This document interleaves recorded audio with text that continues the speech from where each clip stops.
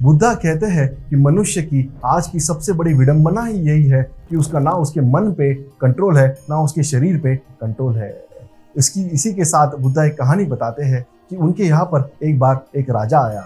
जब वो सभा ले रहे थे, एक राजा आया, उनके सामने बैठा। बुद्धा प्रवचन दे रहे थे और धीरे धीरे वो राजा प्रवचन में इतना मग्न हुआ। मग्न होने के बाद कुछ समय के बाद वो अपने राइट पैर का अंगूठा हिलाने लगा।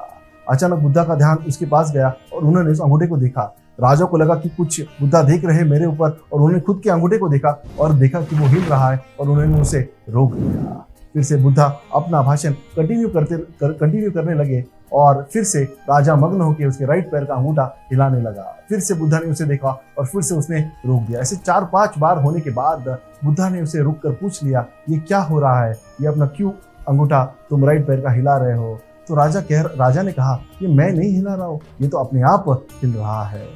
तो राजा को बुद्धा ने कहा कि तुम तो राजा हो, तुम इतने बड़ा साम्राज्य को कंट्रोल करते हो और फिर भी तुम्हारा खुद के अंगूठे के ऊपर कंट्रोल नहीं है।